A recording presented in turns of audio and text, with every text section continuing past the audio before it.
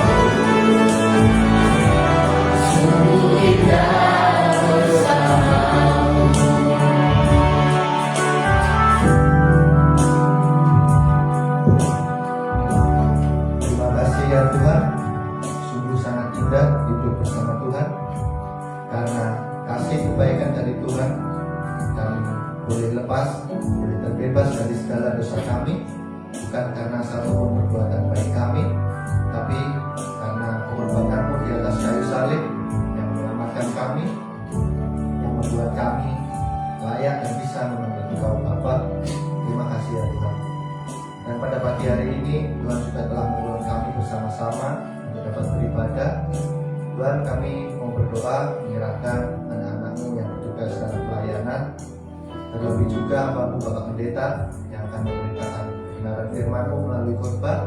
Tuhan, tolong pakai hamba-Mu, berkati hamba-Mu, berikan hikmat serta kekuatan secara fisik, sehingga semua yang disampaikan menjadi berkat untuk kami, dan kami jemaat-Mu juga Tuhan melengkapi kemampuan, kemauan untuk belajar serta memperbaiki hidup melalui firman-Mu. Ya Tuhan, kami juga berdoa untuk jemaat-Mu yang mengikuti ibadah secara online. Tuhan, mohon berkati segala fasilitas yang digunakan supaya dapat beribadah dengan hikmat. Ya Tuhan, kami serahkan ibadah kami di dalam nama Juru Selamat kami, Yesus Kristus. Haleluya. Amin. Jemaat dipersilakan untuk duduk kembali.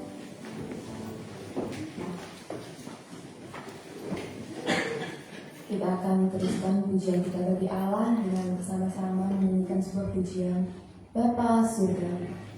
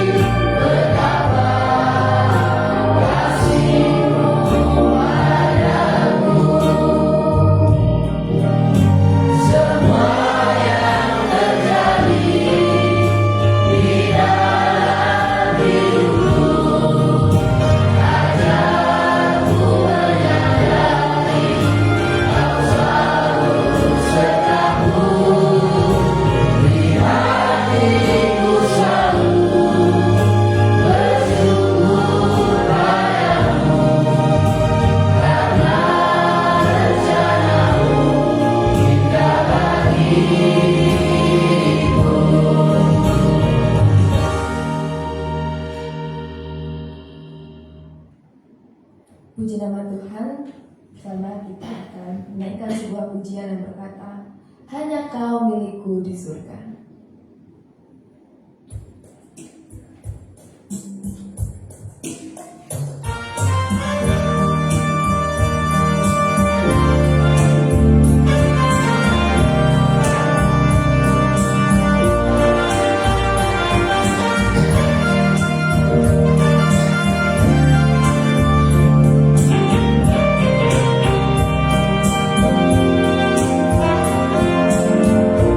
Hanya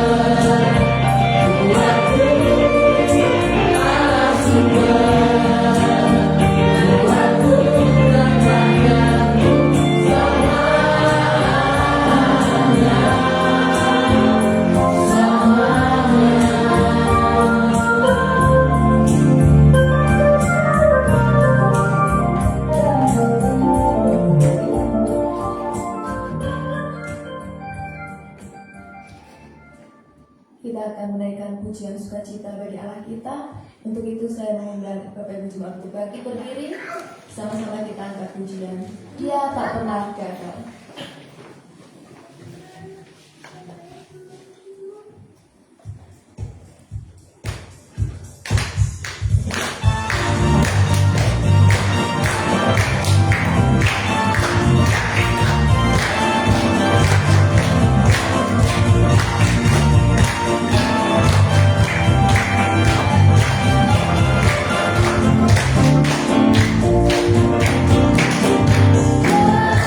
Tak pernah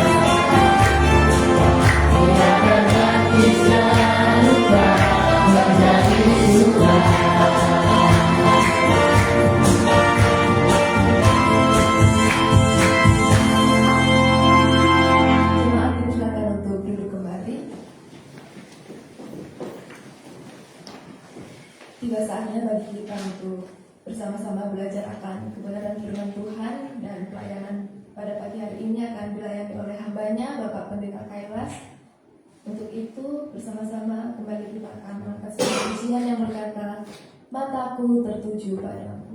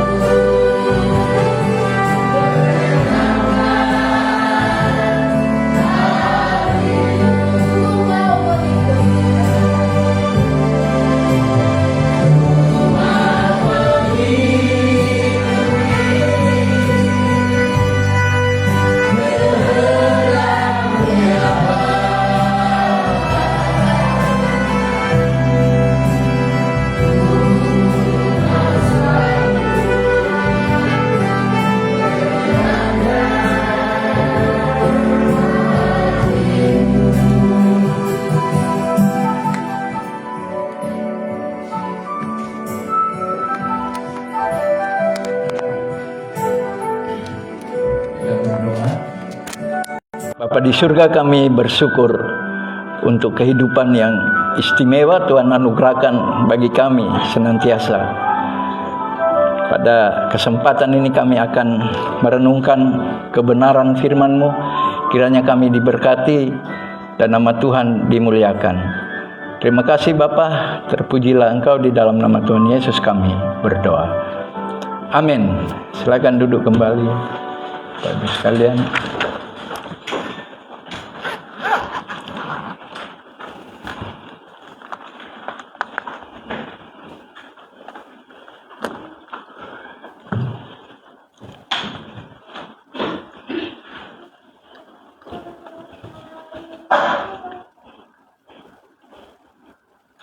beberapa hari yang lalu saya dapat telepon dari Jakarta, dan hamba Tuhan ini berjanji mau datang melayani kita hari ini di sini. Tapi mungkin wakilnya sekarang datang, ada anakku yang lama tidak ketemu ini, gemuk sekali. Selamat datang ke IMPA. Jadi teleponnya itu begini, Pak Kang. Kami datang melayani khotbah dan pujian. Makanya saya bersyukur untuk bilang, oh, Pak Kang bilang mau ini pelayanan hari ini. Maksud saya kalau mereka datang kan enak kita diskusi di sini siapa yang mau. Karena ada dua, tapi ternyata kemarin sore saya ada pelayanan di Ponorogo dan Kulon Progo. Pulang sore buka HP ada pembatalan, jadi beliau tidak bisa datang. Ya, padahal saya sudah berpikir saya mendengar hari ini. Jadi saya sudah siapkan buku pulpen yang baru untuk menulis. Ternyata nasibnya tetap sama. Jadi hari ini saya mengingat satu orang cendekiawan yang bernama Carlo Cipolla. Ini kalau yang suka bola kan pasti tahu itu, bukan Carlo Ancelotti ya. Don Carlo namanya di Amerika itu. Carlo Cipolla itu membagi manusia dalam 4 jenis. 4 kelas gitu. Itu dalam konteks pemikiran. Jadi dia buat klasifikasinya itu dimulai dari orang bodoh. Dia buat definisi orang bodoh. Orang bodoh adalah orang yang merugikan orang lain dan merugikan dirinya sendiri. Itu orang bodoh. Nah, saya berpikir, berarti koruptor di Indonesia itu bukan penjahat. Lebih cocok itu orang bodoh. Dia merugikan orang lain, tapi ketika dia di penjara, dia merugikan dirinya sendiri. Nah, di atas itu, level kedua adalah menguntungkan dirinya dan merugikan orang lain. Itu maling. Iya kan, maling kan menguntungkan dirinya, merugikan orang lain. Ini Carlo Cipolla ini jago. Baru yang ketiga di atas itu, menguntungkan orang lain, merugikan dirinya. Ada orang begitu. Namanya dermawan palsu. Seolah-olah memberi, tapi hatinya tidak. Kalau memberi berkoar-koar,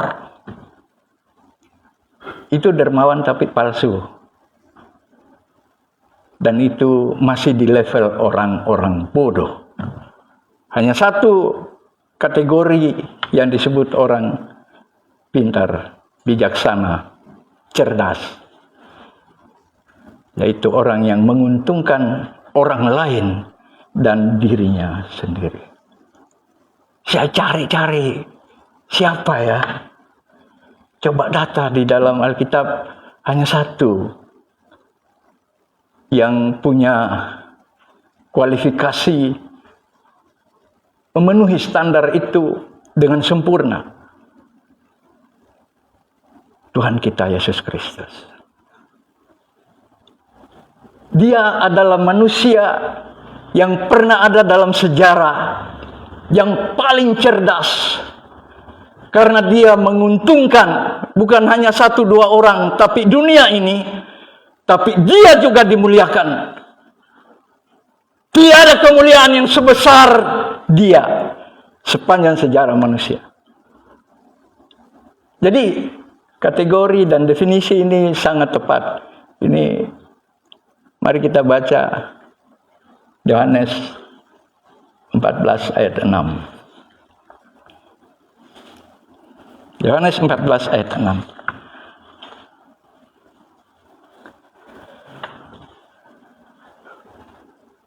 Ya, gampang, ayat ini kita hafal semua kayaknya. Kita baca bersama, 1, 2, 3. Kata Yesus kepadanya, Akulah jalan dan kebenaran dan hidup. Tidak ada seorang pun yang datang kepada Bapa kalau tidak melalui Aku. Tidak ada orang bicara seperti ini. Yesus sendiri saja. Nabi, raja, imam, siapapun, tokoh agama, filsuf, nggak ada. Yesus sendiri yang bicara seperti ini. Jadi kita akan bahas ini ya. Yohanes, kitab yang menarasikan diri Yesus dengan sangat detail. Kalau 3 Injil lain, Injil sinopsis, lebih banyak berbicara biografi Yesus sebagai manusia. Tapi Yohanes unik. Tidak ada silsilah di Injil Yohanes. Karena dia membuka dengan pada mulanya adalah firman. Berarti Yesus bukan manusia biasa. Bukan. Makanya kalau orang membantah, Yesus bukan Tuhan, tapi pakai Injil Yohanes, itu bunuh diri namanya. Karena Injil Yohanes itu, ayat 1 itu sudah dibuka dengan itu. Pada mulanya adalah firman. Firman itu bersama-sama dengan Allah. Dan firman itu adalah Allah. Bahkan Yesus bilang, Aku ada sebelum Abraham ada. Jadi, Injil Yohanes memang diberi tema Kristus adalah Allah. Firman yang menjadi manusia. Dia bukan manusia biasa.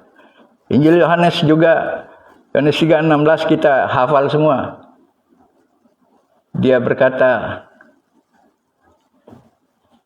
dengan gelar dirinya adalah anak tunggal Bapa. Barang siapa percaya kepada anak tunggal Bapa. Penunjukan dirinya sebagai pribadi ilahi dan manusia yang sempurna tanpa cacat. Ia adalah manusia. Saya belum kasih judul ya. Judulnya Kristus, manusia bijaksana sepanjang masa. Tidak ada orang seperti dia. Jadi definisi Carlo Cipolla itu digenapi di sini. Ya, sebelum saya masuk ke isinya, nanti kita pikir-pikir sendiri kita di level mana. Mudah-mudahan jangan yang pertama tadi ya, itu sebangsa koruptor itu. Begitu. Jadi bukan penjahat. Kalau penjahat masih level menguntungkan dirinya gitu, merugikan orang lain. Itu penjahat. Nah, Kristus adalah manusia yang paling bijaksana sepanjang sejarah. Tidak ada orang di perjanjian lama seperti dia, di perjanjian baru sampai saat ini. Ya, Alkitab kita berkata, manusia seperti ini adalah manusia yang berbuah lebat. Yohanes mengutip ajaran Yesus, akulah pokok anggur yang benar. Jadi ini semua ada hubungannya gitu.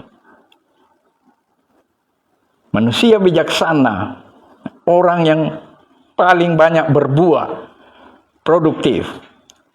Yesus adalah orang produktif. Dari satu ayat ini kita bisa melihat, ia juga adalah pribadi yang mulia. Mari kita mulai dari poin 1. Kristus, tidak usah ditulis Kristusnya, tapi poinnya aja, sebagai jalan. Ayat 6a. Ini memang teksnya ada perbincangan antara Yesus dengan para murid. Dan konteksnya adalah Yesus mengatakan dia pergi kembali ke rumah Bapa. Lalu murid-murid bilang, kamu mau ikut? Tapi tidak tahu jalannya. Lalu Yesus bilang, akulah jalan. Kita pisahkan dulu ini. Apa maksudnya Yesus sebagai jalan? Ini bukan hanya kepada murid-murid, tetapi kepada seluruh manusia. Ia adalah jalan satu-satunya. Perhatikan kalimat terakhir di ayat ini. Tidak ada seorang pun yang datang kepada Bapa kalau tidak melalui aku. Ini sama dengan pernyataan Petrus ketika dia khotbah di Serambi Salomo setelah hari Pentakosta. Di bawah kolong langit ini tidak ada nama lain yang di dalamnya menjamin keselamatan manusia. Hanya Kristus. Sama. Akulah jalan. Dia sarana, fasilitas bagi manusia untuk mencapai tujuan hidupnya. Dia jalan satu-satunya yang telah tersedia bagi setiap orang. Jalan untuk apa? Untuk keselamatan, untuk hidup yang kekal. Tidak ada sarana lain yang dapat digunakan manusia untuk mencapai kehidupan yang kekal. Hanya melalui Yesus Kristus. Dia, kalau kita melihat kok kedengarannya itu tidak ada hubungannya ya. Enggak. Banyak orang di muka bumi ini hidup tidak tahu jalannya. Nabrak-nabrak. Tersesat. Karena jalan yang ditawarkan dunia ini itu tidak menjamin kita sampai ke tujuan. Hanya di dalam Kristus Yesus. Itu satu-satunya jalan. Bapak Ibu, jangan salah jalan. Saya kemarin, pokoknya dalam minggu ini, Tuhan memberkati saya dengan hubungan-hubungan yang lama. Ada teman saya, kami berpisah tahun 90. Teman satu kelas di kampus teologi dulu. Sampai pelayanan sama-sama kami di Ponorogo. Tiba-tiba dia WA. Hai bro, apa kabar? Saya jawab baik. Terus, balas-balasan begitu. Saya bilang, karena orang Manado jadi saya panggil, Pak Itua di mana? Bilang saya di Gresik. Oh, saya kira di Makassar karena terakhir kami sempat dia komen gitu di FB itu. Saya tanya di mana, dia bilang di Makassar. Di Gresik dia bilang. Terus sudah bilang dengan keluarga, dengan istri, enggak. Saya soalnya ngerawat bapak saya sakit, terus sudah meninggal, terus enggak balik ke Makassar, enggak. Udah dia langsung cerita tentang banyak pelayanan. Dia bilang, saya di Makassar datang ke daerah-daerah, orang-orang ini ekstrim, saya tantang dengan Injil. Saya sekarang penginjil. Saya penginjil. Saya di gereja ortodoks. Lalu dia jelaskan, kita dulu di STI itu, saya tinggalkan ajaran itu. Saya kaget, kok gitu? Ortodoks yang benar. Benarnya di mana ya? Saya kan belum pernah belajar ortodoks, jadi nggak tahu ya. Dia jelaskan, ortodoks itu, dia tetap panggil saya panggilan yang lama, masih mahasiswa dulu. Oke, ortodoks itu yang diajar cuma satu, kerendahan hati. Hidup itu harus rendah hati. Gak boleh sombong. Makanya saya ketika mau diminta untuk ditabiskan pendeta, saya tolak. Itu sombong. Saya tidak menggembalakan. Karena saya tidak mau masuk ke dalam lingkup kesombongan. Ini aneh nih kawan ini. Ortodoks itu rendah hati. Tidak boleh koar-koar. Tidak ada KKR di gereja ortodoks. Ini unik ya. Mudah-mudahan Mas Yansen tidak pernah ikut itu. Ada KKR karena tidak boleh koar-koar. KKR itu koar-koar. Ada satu yang di STI saya tinggalkan. Kita kan percaya terima Yesus, terima Injil, percaya dia mati untuk kita. Kita diselamatkan dan keselamatan itu kekal. Sekali kita terima Injil, sampai selamanya kita bersama Bapa kita di surga. Karena kita sudah ditebus. Itu salah ungkit. Salah ungkit. Saya peringatkan sekarang. Ajar jemaatmu. Itu salah. Kawan ini. Karena kita itu tidak bisa memastikan kita selamat atau tidak. Kekristenan ajarannya adalah dalam perjalanan pulang menuju rumah Bapa. Ini ayat 14 pasal 14 ya Yohanes. Aku pergi menyediakan tempat bagimu, dan dia bilang orang Kristen sekarang semua dalam perjalanan pulang. Apakah semua bisa sampai? Belum tentu, dia bilang. Belum tentu. Loh kenapa? Karena ada yang tersandung. Jatuh, enggak sampai. Wah, logis. Ini kata Pak, kalau Pak Akang langsung ikut itu. Beliau soalnya suka logika-logika yang agak rumit gini. Kalau kita kan enggak sampai. Jadi kan saya langsung, ini kawan ini Pak, kuliah berapa tahun dengan saya dan termasuk orang cerdas loh. Orang pintar loh. Mudah-mudahan dia enggak nonton khotbah ini, nanti dia telepon saya. Tapi nggak apa-apa, nanti saya bertarung dengan beliau. Tidak apa-apa, yang sesat kamu, lu yang sesat. Apa kurangnya penebusan oleh darah Yesus? Sekali untuk selamanya.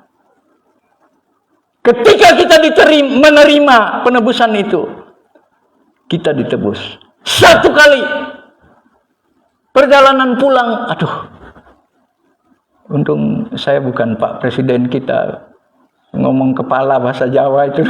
Ya, gitu.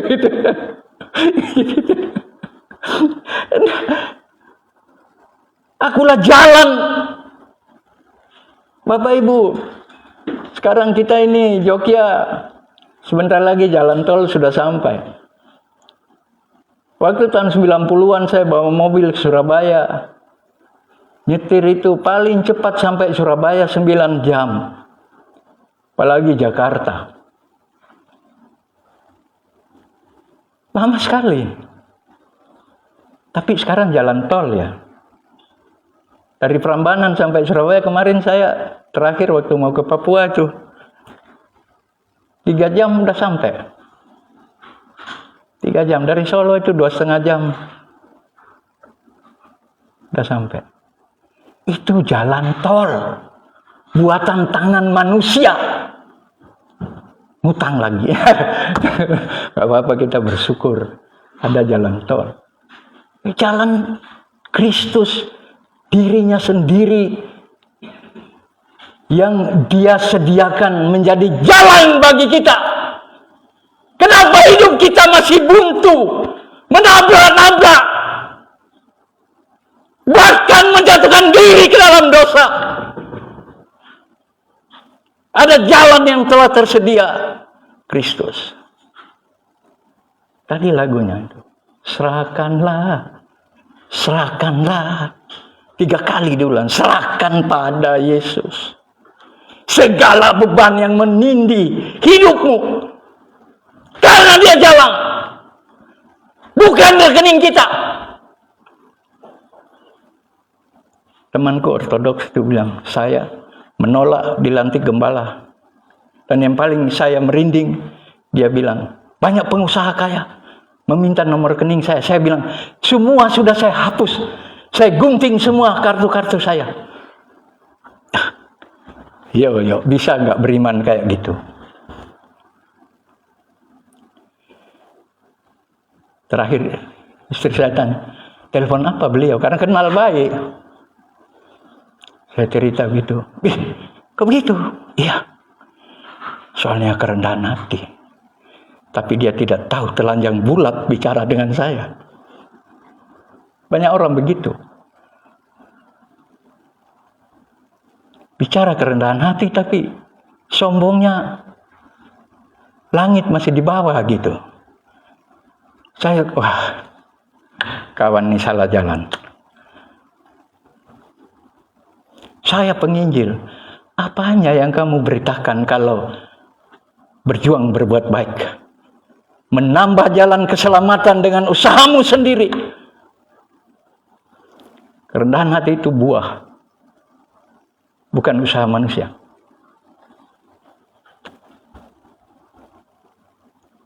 Hanya dia jalan. Hanya satu jalan. Bapak Ibu, kita bersyukur kita kenal jalan itu. Tapi jangan menyimpang dari jalan itu. Jangan tinggalkan jalan itu. Dia satu-satunya jalan yang menjamin hidup kita. Dalam kesusahan, dalam kesenangan, dalam segala situasi. Tetaplah di jalan yang benar.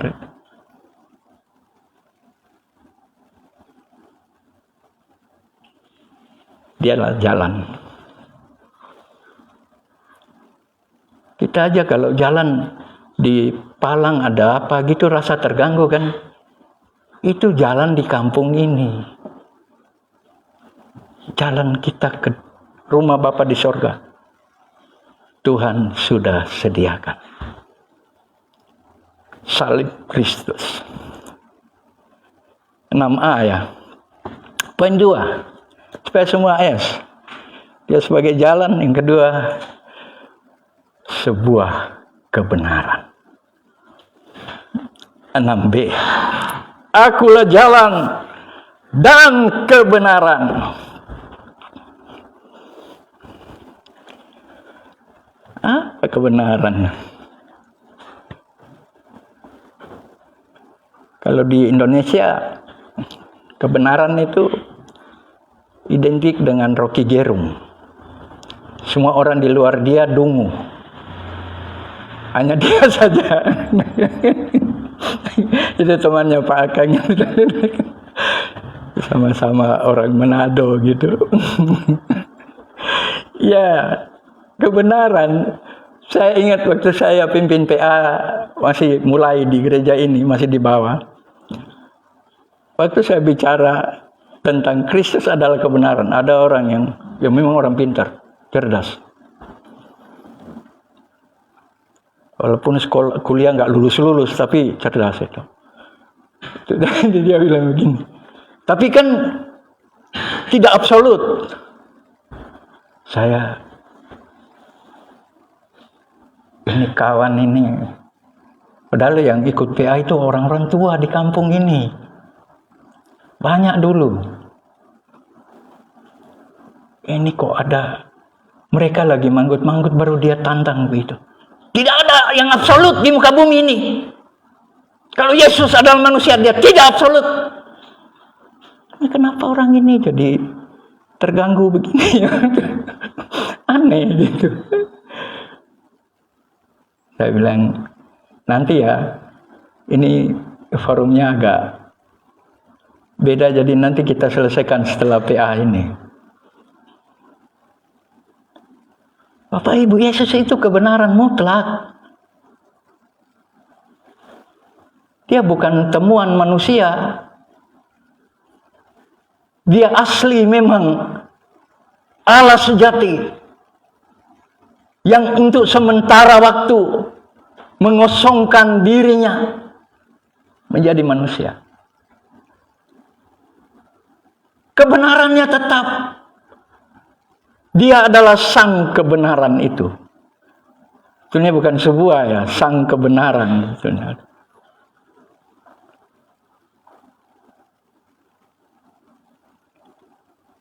Petrus yang menyangkal dia ketika menulis surat Petrus itu, dia bilang, sebab di dalam mulutnya tidak ada tipu muslihat sedikit pun.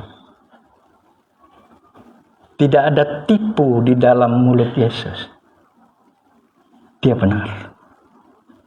Apalagi Rasul Paulus. Paulus bilang apa?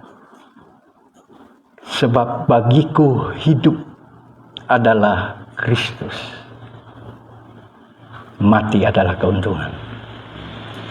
Hidup adalah Kristus. Dia sang kebenaran itu.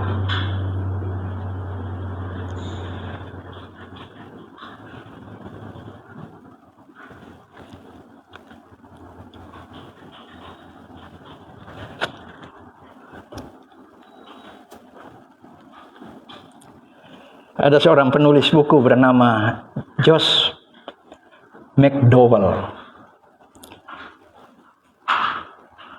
Dia berkata begini, 4 kemungkinan menilai perkataan Yesus itu, hanya 4 kemungkinan. Pertama, dia bodoh. Orang bodoh. Hanya omong sembarang. Kedua, dia sombong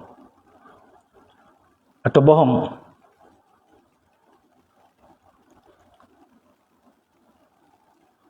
Ketiga, dia gila. Nah, dari semua ini kira-kira Yesus masuk nggak ke situ? Tidak ada catatan. Maka dia bilang kemungkinan keempat yang benar. Dia adalah kebenaran. Kalau dia tidak sombong, dia tidak bohong, dia tidak bodoh, dia tidak gila, maka kemungkinan terakhir dia benar. Yesus sang kebenaran.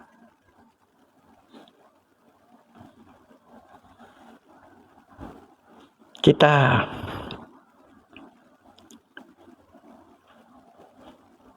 menghabiskan waktu kalau hidup di luar Kristus.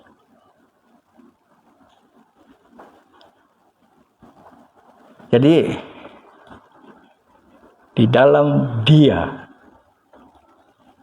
Sang kebenaran itu, kalau kita tetap setia, tekun, kita berbuah. Pasti. Jalan yang benar, berdiri juga di atas kebenaran itu. Dipimpin oleh Sang kebenaran itu. Pasti berbuah. Poin ketiga. Dia jalan, dia kebenaran. Ketiga, sumber kehidupan. Menarik karena bahasa Alkitab kita, kata hidup itu ada dua. Dalam bahasa Yunani itu ada dua kata yang dipakai untuk membedakan dua konteks hidup. Yang pertama itu bios. Bios itu artinya hidup semu atau fana. Bios. Makanya kalau nonton film itu apa namanya tempatnya? Bioskop. Ya. Bioskop. Bios itu gambar aja, tapi hidup.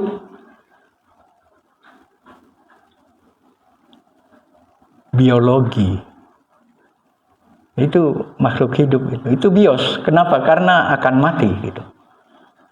Fana. Petrus bilang hanya sesaat saja. Tapi yang Yesus katakan di sini adalah hidup dalam konteks zoe. Ini orang Indonesia Timur susah kalau bicara ini, jadi jelek artinya itu. Iya kan? Masa kita zoe? Zoe nganai, zoe. Laki-laki zoe itu. Padahal zoe dalam bahasa Alkitab itu artinya hidup yang kekal. Hidup kekal itu apa? Hidup yang kualitasnya sama dengan Allah di surga. Hidup yang bernilai kekal. Hidup yang mulia. Yesus menawarkan ini kepada dunia ini. Hidup yang kekal.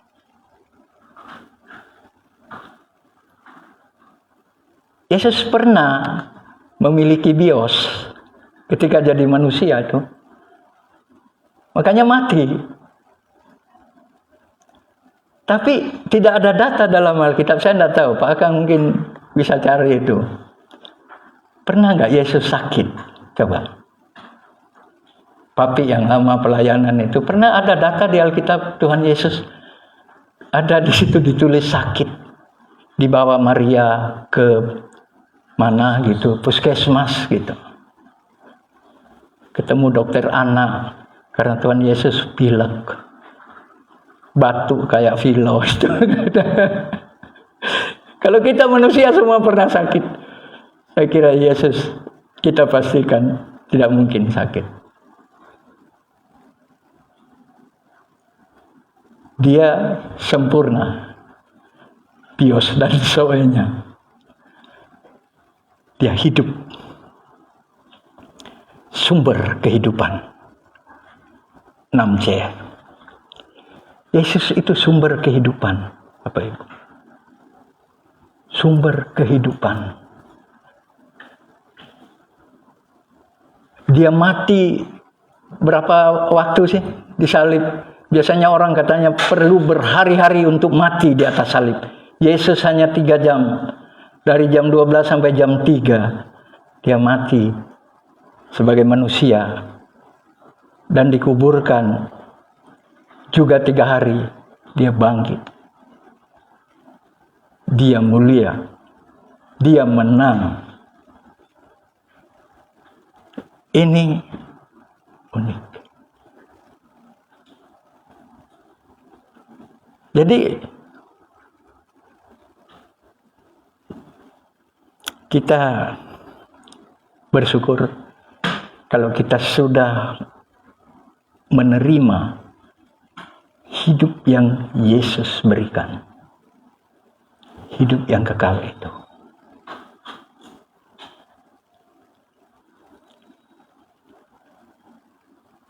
Saya dari dulu dalam pelayanan itu, dulu istri saya, terus ada kakak saya, Makuko itu. Jadi kalau saya didatangi orang, lalu orang itu mulai cerita, ke sana kemari, kayak hebat sendiri gitu. Waktu itu masih di bawah situ. Lalu mereka dua itu nguping. Itu sampai berjam-jam, baru orang pulang, mereka dua bilang, kok kayak orang bodoh ya? Kok dibantah aja toh? Saya hanya tersenyum. Membantah orang itu kalau orang itu mau dengar. Kalau orang tidak dengar kan percuma. Ngapain? Tegang urat leher. Pulang juga sampai salaman kecut gitu. Saya ingin kita berpisah baik-baik. Jadi sudah iakan aja. Ya. Sampai ada seorang saksi Yehova di pertemuan ketiga, saya beritahu dia, Bapak kalau masuk di rumah ini dan semua anggota keluarga saya manggut-manggut, iya Pak, terima kasih Pak. Bapak jangan pikir mereka tunduk dan setuju dengan pikiran Bapak. Tidak, itu penghormatan, itu etika.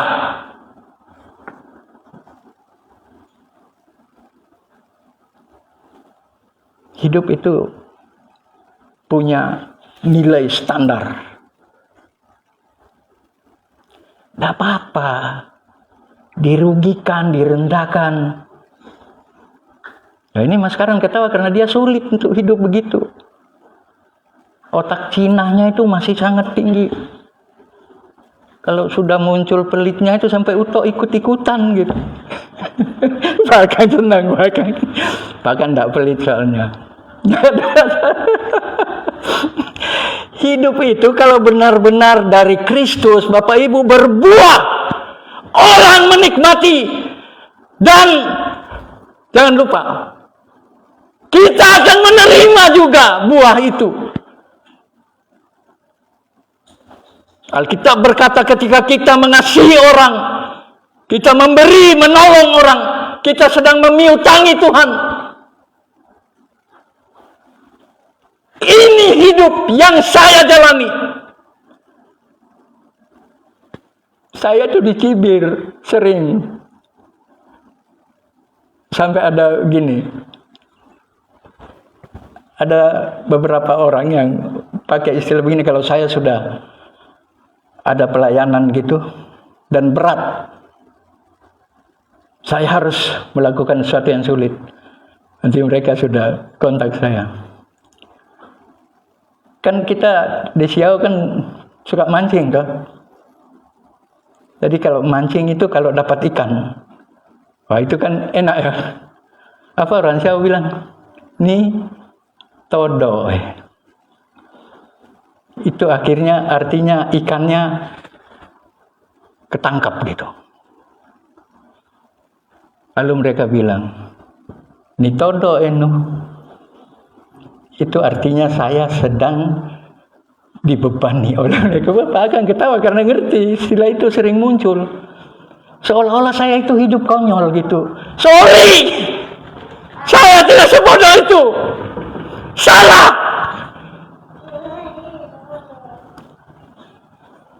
Siapa juga mau bunuh diri? Waktu kami di Papua, si kakak itu tidak ada, termasuk bapaknya adik Karin ini, takut Kak Geri mau nyetir ke Pegal. Wah, gak bisa walaupun jago di Jawa. Jadi begitu. Saya ketawa, kenapa? Kakak cuma bilang ke saya, iya Pak, beritahu Pak Ketua, saya juga tidak mau mati konyol. Kalau nggak bisa naik ya saya turun. Kan bisa belok, bisa mundur. Kadang-kadang orang melihat kita bodoh, konyol, dirugikan, dicurangi. Sorry, kamu salah. Kami sedang hidup dalam kecerdasan, menguntungkan orang lain, tapi saya juga dimuliakan. Begitu cara hidup. Jangan jadi Kristen, orang bilang Kristen lilin itu. Habis badannya itu hancur untuk menerangi ketika PLN mati. Itu bukan Kristen, itu konyol. Kalau kita beda. Petrus bilang, kalahkanlah kejahatan dengan kebajikan. Saya itu, Bapak Ibu, paling senang ketika orang merendahkan saya. Suka saya. Saya mau melawan tesisnya beliau. Semua orang suka dipuji. Saya kalau dipuji malah takut saya. Betul, karena saya suka muji orang. Jadi puji. Tidak perlu. Biar Tuhan saja di waktu pertemuan memanggil kita. Hai hambaku yang setia. Marilah. Wahyu pasal 3 itu. Dibilang begitu. Orang yang hidup benar di dalam dia akan makan malam bersama dia. Di dalam kerajaannya. Tidak rugi. Kita ibadat tidak rugi. Berapa menit sih? Dengar firman Tuhan. Belajar. Pegang firman Tuhan. Jalani hidup yang produktif. Hidup yang berbuah. Bukan menghabiskan apa yang kita cari setengah mati. Cakar sana sini. Makan sendiri. Bukan itu cara hidup di sini. Oh, saya harus.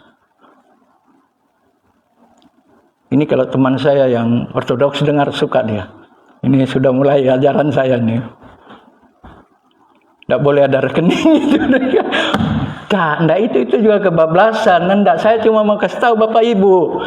Kalau kita sungguh-sungguh di dalam Kristus berbuah, dinikmati orang, berguna dalam pelayanan, tidak ada ruginya. Tuhan akan semakin tambahkan berkatnya. Ini kebenarannya. Aku jalan kebenaran hidup. Karena sumber hidup kita bukan warisan, bukan nomor rekening kita, saldo di rekening kita. Sumber kehidupan kita adalah Kristus. Kalau itu benar-benar kita pegang dalam hidup kita, tidak akan pelit, tidak akan curang. Kita akan berbuah. Karena tadi rumusnya, orang bijak atau orang cerdas adalah hidup menguntungkan orang lain dan menguntungkan diri sendiri. Saya kalau jadi pembicara sering ditanya, Pak, moto hidupnya apa? Ya, bilang Filipi 1 ayat 21a. Apa itu, Pak? Investasikan hidupmu bagi Kristus.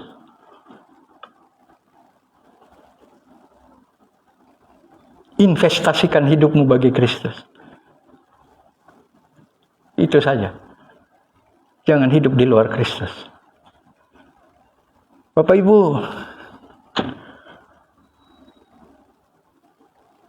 saya percaya kita akan beri waktu. Bukan untuk kebodohan. Tapi untuk sesuatu yang menguntungkan diri kita. Bukan dengan cara kita berpolitik berbisnis, bukan. Tapi karena sumber kehidupan yang berasal dari Kristus. Kalau itu yang kita pegang, kita berbuah. Bahkan dikatakan berbuah lebat. Ini kenapa ya saya begini? Karena saya kemarin baru pelayanan dengan para pensiunan itu. Jadi saya kasihan. Ya umur pensiun kan di atas 60. Tapi ini sudah berapa kali saya ikut ya? 3 kali ya. 3 kali. Dan mulai kemarin baru ada yang bilang, ini baru namanya ibadah. Nah, berarti sebelumnya itu belum ibadah. Karena ibadah mereka itu terserah yang datang nanti. Kamu pujiannya. Nanti yang satu itu pimpin pujian belum selesai lagu, yang lain sudah ambil alih.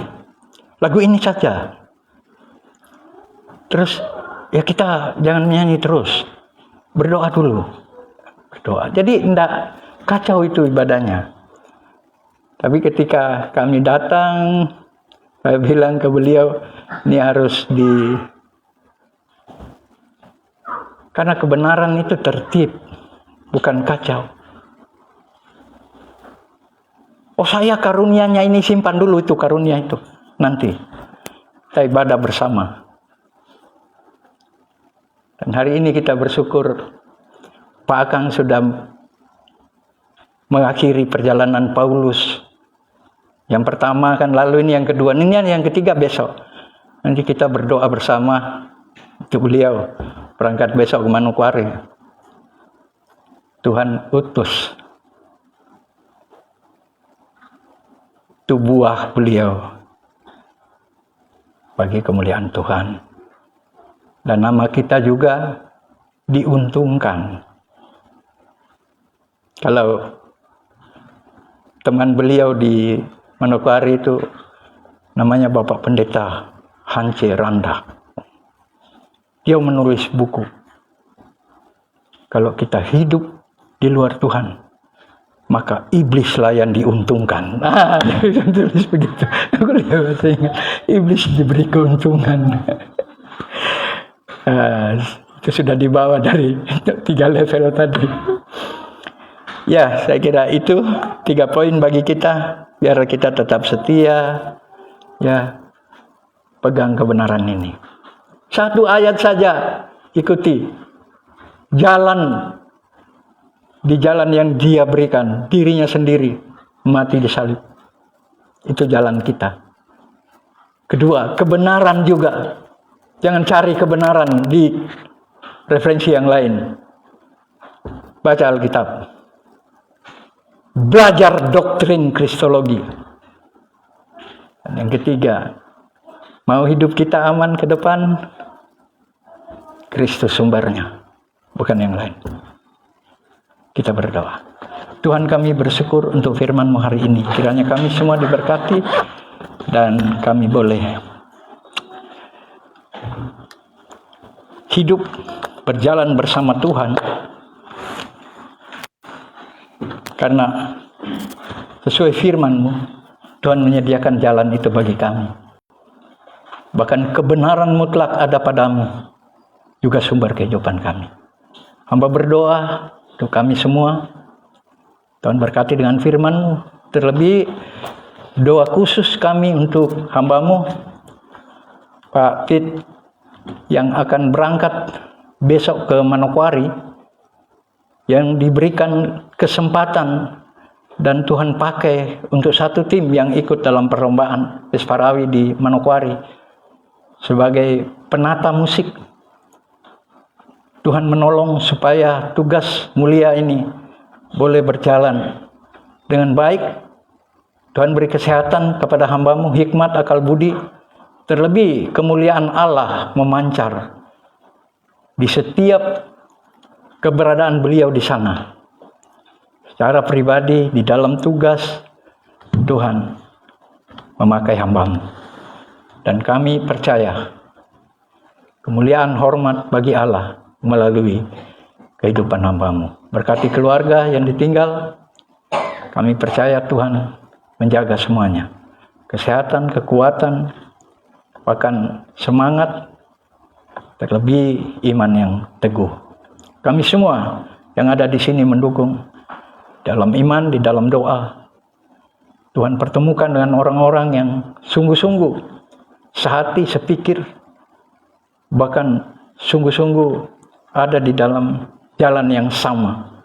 Kristus Yesus, jalan kebenaran dan sumber kehidupan.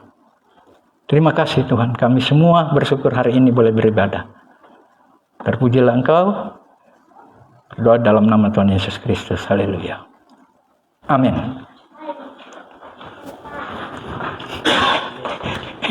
Dikira sudah habis. Belum.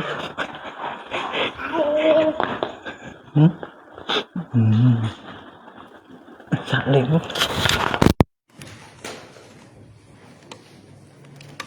Terima kasih kepada hambanya yang sudah memberkati kita dalam pemberitaan firman Tuhan. Dan pada saat ini bersama-sama kita akan menaikkan setiap ucapan syukur dan pokok doa kita dalam pelayanan doa syafaat. Namun sebelumnya bersama-sama kita akan mengangkat sebuah pujian yang berkata, hidup ini adalah kesempatan. Dan kepada jemaat yang memberikan persembahan dipersilakan.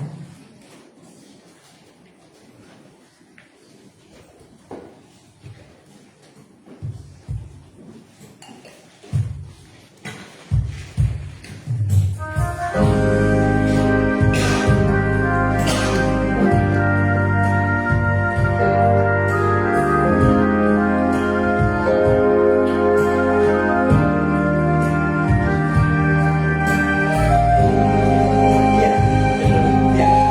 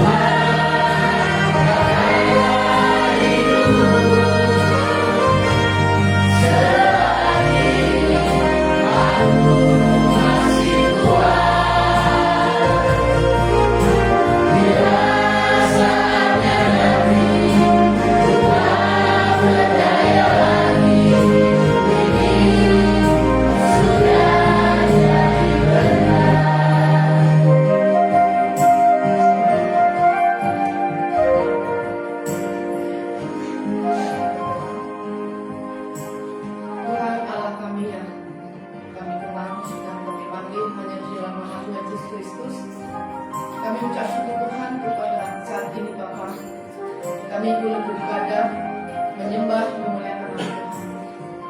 Terlebih Bapa, kami mengucap syukur karena Engkau memberikan kesempatan kepada kami mendengarkan firman Tuhan yang sudah disampaikan oleh hamba.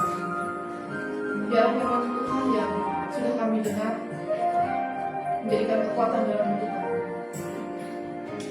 Kami bersyukur kami boleh diperbaharui melalui firman Tuhan, supaya kami boleh tahu dengan Tuhan dan apa yang Tuhan firmankan pada saat ini. Anak-anakmu, hambamu, Roh Kudus menolong kami supaya kami boleh melakukan firman Tuhan dengan baik. Terima kasih Tuhan kami berdoa untuk hambamu yang sudah menyampaikan kebenaran firman Tuhan.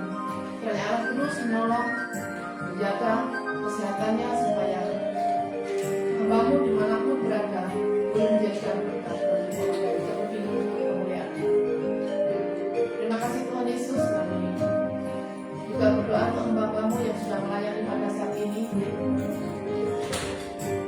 ibadah, sehingga pemain musik juga Tuhan, kiranya juga Tuhan terus menolong memberkati dalam setiap kehidupan. Terima kasih Bapa dalam surga, pada saat itu Tuhan kami berdoa untuk hamba Tuhan di lembaga GPKI di Indonesia ini Tuhan.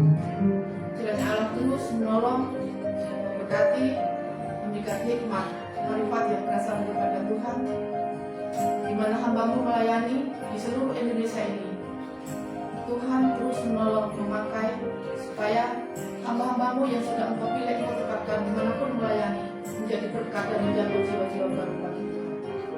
Terima kasih Tuhan Yesus. Pada saat ini Tuhan kami juga berdoa untuk jemaat-Mu yang sudah hadir pada saat ini bersama-sama dengan kami. Kami menyerahkan setiap jemaat-Mu masing-masing pribadi, lalu pada saat ini dalam pergumulan, dalam perkuliahan, dalam kehidupan sehari-hari, dalam pekerjaan, dalam rumah tangga. Kiranya Allah terus menolong jemaat-Mu ini supaya jemaat-Mu ini hidup damai sukacita bersama Tuhan. Karena Tuhan sendiri akan terus menolong, mendampingi, memelihara kehidupan jemaat-Mu di tempat ini. Terima kasih Bapa dalam surga. Kami juga berdoa untuk bangsa dan negara kami. Kami tahu bangsa dan negara kami saat ini tidak baik-baik saja Tuhan. Banyak hal yang terjadi yang tidak berkenan di hadapan Tuhan. Kami mohon kiranya Allah berkenan menolong para pemimpin kami yang sudah tetapkan menjadi pemimpin kami Tuhan. Kiranya Allah terus menolong, bukan hikmat, marifat yang berasal daripada Tuhan, supaya dalam kepentingan ini Tuhan, Roh Tuhan menolong. Tuhan berikan supaya bangsa dan negara kami ini boleh aman dan damai hanya karena berkat dan pertolongan Tuhan Yesus yang hidup. Terima kasih pada Bapa dalam surga. Saat ini Tuhan kami juga memberikan persembahan. Kiranya Allah berkenan mengizinkan menjadi dan biar persembahan ini memberikan berkat bagi pelayanan Tuhan. Terima kasih Tuhan. Kami berdoa dan bersyukur hanya di dalam nama Tuhan Yesus Kristus, Juru Selamat kami yang sempurna, kami sudah berdoa. Haleluya. Amin.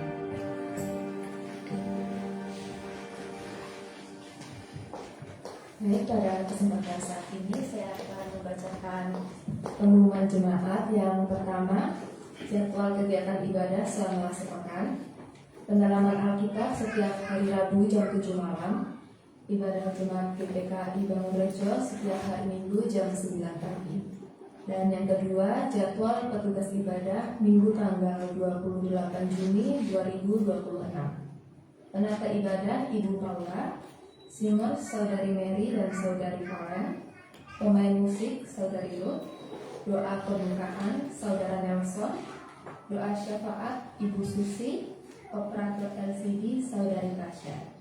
Demikian pengumuman minggu ini, dan tiba saatnya kita dalam penghujung ibadah pada pagi hari ini. Namun sebelum mengakhirinya, kembali saya mengundang jemaat Tuhan untuk bangkit berdiri dan bersama-sama kita mengangkat sebuah pujian yang berkata, Dia mengerti.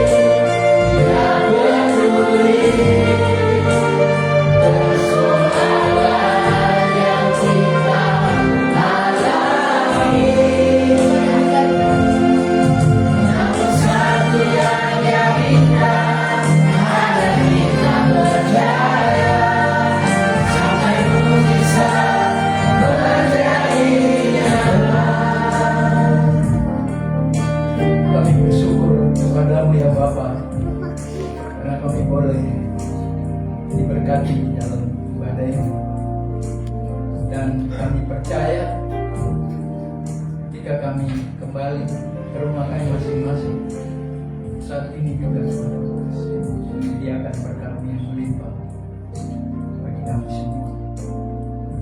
Terimalah berkat Tuhan.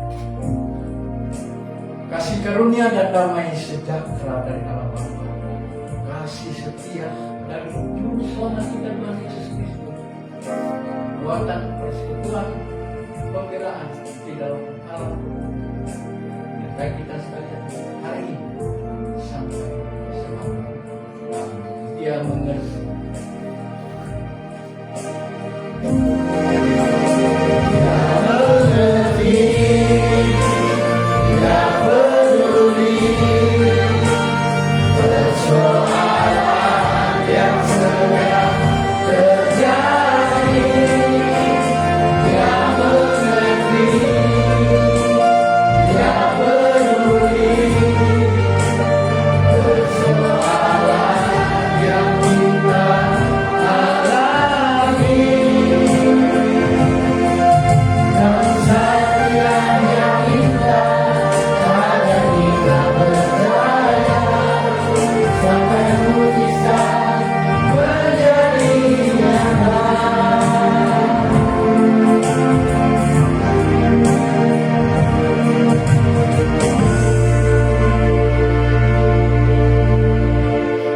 Amin. Silakan duduk kembali. Saya minta waktu sedikit.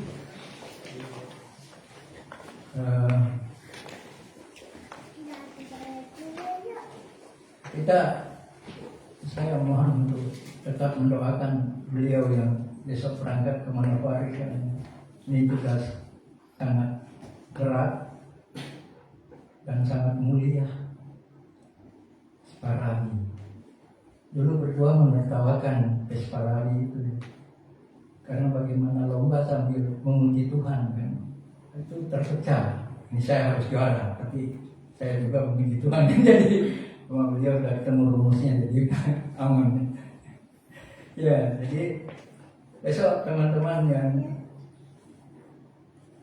saya kira selama di sini tahu beliau.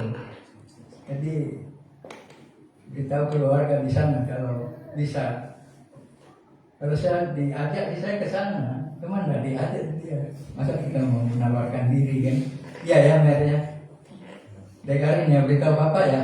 Bilang Bapak ke Manokwari besok. Di beliau tim Sulawesi Tengah, Poso. Jadi ada dua sebetulnya, ada satu adik beliau, Yuli, namanya Bapak Tony Blumbo, Dr. Tony Blumbo. Ya. Itu juga keluarga kami, keluarga kita di sini. Beliau berdua kita doakan supaya semua lancar ya, Pak. Teman-teman yang dari Manokwari, yang ada keluarga di sana, saya kira kalau cuma waktu di Jayapura, Om Jansen menghindari ya. Tidak mau ketemu ya. Ya, saya mau ketemu orang besar ya Om Jansen. Ya itu yang pertama, jadi ya nanti kita selamat melaksanakan tugas. Kalau ada yang memberi sangu ya boleh. Tapi ya beliau pasti dibayar mahal dan kita percuma. Kita berdoa saja sambil berharap oleh-oleh menang. Iya, harus ada bawa burung cendrawasih atau apa gitu yang itu yang pertama. Yang kedua, anakku yang lama saya rindukan datang hari ini. Oke, Bang, makasih ya. Ya. Saya pikir di Siau Mama ulang tahunnya kemarin. Iya. Saya kira oke, pulang ke sana, tapi ada panggil. Saya tadi juga ngeliat baru masuk. Ini anakku kok jadi gemuk begini. Dulu kan kelihatan tinggi sekali karena langsing gitu. Sekarang jadi pendek. Ya jadi berkurang karena melebar. Tapi itu tandanya makmur ya. Berarti Jakarta memang Kalau Alkitab bilang susu dan madu. Anak-anakan. Ya, saya kira itu saja. Terima kasih, Tuhan memberkati selamat hari Minggu.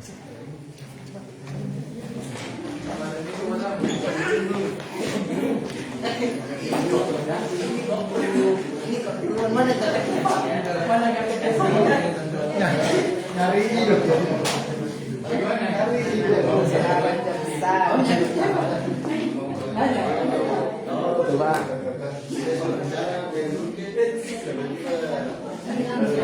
Silakan tadi ya.